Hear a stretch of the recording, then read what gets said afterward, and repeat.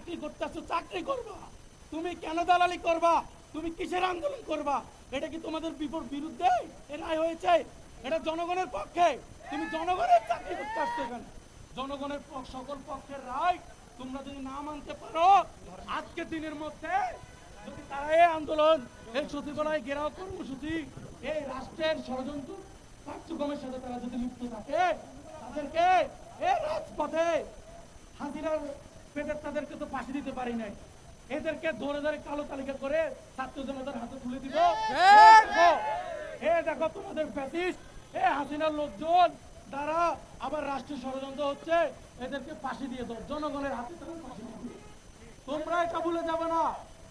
আমরা অবাক হয়ে যাই, এই সচিবদের ছেলে মেয়েরা কোটি কোটি হাজার হাজার কোটি টাকার মালিক, তারা ছেলে মেয়ে সব দেশের বাইরে পড়াশোনা করছে। এদের পরিবার, এদের যেভাবে আমলাতন্ত্রের ব্যবস্থা, আপনার ওদেরকে স্যার বলতে বলতে বলতে আমাদের মানে এই জনগণ এদের কাছে পর্যন্ত যেতে পারে। এদের এত বড় ক্ষমতা।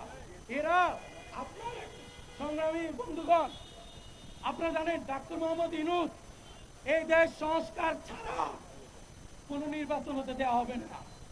আর কোনো ফাইজলামি মেনে নেওয়া হবে না। আগে সংস্কার, তারপর নির্বাচন। এই 24-এর গণ অভ্যুত্থানের শহীদদের পুনর্বাসন ছাড়া, ওদের পরিবারের পুনর্বাসন ছাড়া, হাসিনাদের গণহত্যাদের যাদের দায়ে এদের বিচার না করা পর্যন্ত কোনো নির্বাচন হতে দেওয়া হবে না। এই নির্বাচনের জন্য 24-এর গণ অভ্যুত্থান ঘটেনি।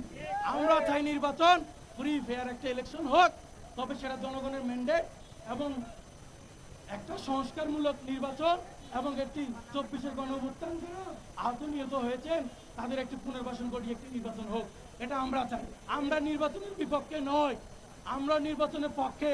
তবে 24-এর পরবর্তী যেহেতু একটি নতুন বাংলাদেশ পেয়েছি, আমরা হাসিনা মার্কা আর কোন বাংলাদেশ চাই না। হাসিনা মার্কা আর কোন বাংলাদেশ হতে দিব না। হাসিনা মার্কা, হাসিনার কোন সিস্টেম এই বাংলাদেশে চলবে না। মরে যাই, হয়তো মরে যাব জানি। আমরা বেসরকারি বিশ্ববিদ্যালয় থেকে বা বৈষম্য বিরোধী যারা রয়েছেন তাদের হয়তো বা ফাঁসি হতে পারে, জানি না। তবে আপনাদেরকে বলে দিতে চাই, ফাঁসি হলে হবে, তবে 24-এর ওদের পুনর্বাসন ছাড়া কোনো নির্বাচন হতে দিব না। ষড়যন্ত্র হোক, এদেরকে মোকাবেলা করব। এই দোসরা বাচ্চাদেরকে এখান থেকে টেনে হিসেবে বের করবো ইনশাআল্লাহ। সবাইকে ধন্যবাদ। সবাই আমাদের পক্ষে থাকবেন। সবাই বাংলাদেশের জনগণকে বলবো, আপনাদের প্রতি আমাদের অনুরোধ, আপনারা প্লিজ আমাদের পক্ষে থাকুন। আমার ডাক্তার মোহাম্মদ ইউনূসকে সমর্থন করুন, তারা আপনাদেরকে নিয়ে কাজ করতেছে। সকলকে ধন্যবাদ। আমলারা আছেন, সেই সব আমলাদের বিরুদ্ধে এবং দোসরদের যারা ফ্যাসিবাদের দোসর তাদের বিরুদ্ধে তাদের অপসারণের জন্য আমরা আজকে এখানে এসে দাঁড়িয়েছি। তাদেরকে যেন খুব দ্রুত অপসারণ করা হয় এবং তারা যেন নব্য ফ্যাসিবাদ তৈরি করতে না চেষ্টা করতে পারে, সেই জন্য আজকে আমরা এখানে গণসমাবেশ করেছি জুলাইয়ের বিপ্লবী ছাত্র জনতাদের পক্ষ থেকে। এবং যে রায় এসেছে, যারা সরকারকে ফ্যাসিবাদী সরকারকে সাহায্য করেছিল এর আগে, তাদের বিরুদ্ধে তাদের অপসারণের জন্য আমরা এখানে এসে দাঁড়িয়েছি, গণসমাবেশ করেছি এবং আমাদের দাবি না আদায় হওয়া পর্যন্ত আমরা এখানে অবস্থান গ্রহণ করব।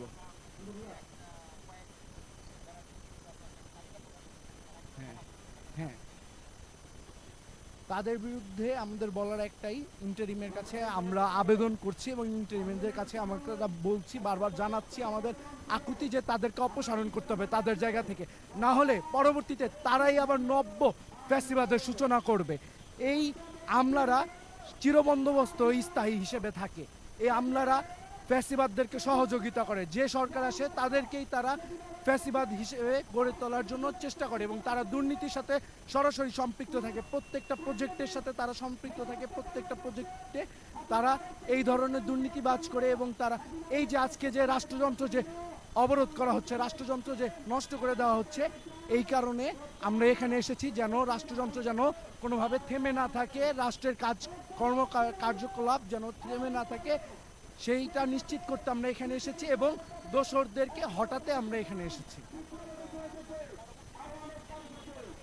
পরবর্তী কর্মসূচি নিয়ে আমাদের পরিকল্পনা, তাদেরকে অপসারণে না পর্যন্ত আমরা এখানে অবস্থান কর্মসূচি করব এবং পরবর্তীতে আমরা এটাতেও যদি আমাদের নিশ্চিত না করতে পারি, পরবর্তীতে আমরা আলটিমেটামের দিকে যাব এবং ইন্টারিমের কাছে যেহেতু আমরা আকুতি করেছি, সেইখান থেকে আলটিমেটামে যাব এবং আলটিমেটাম যদি না হয় পরবর্তীতে আমরা অনশন কর্মসূচিতে যাব। আমরা এখনো অবধি বলতে পারবো না।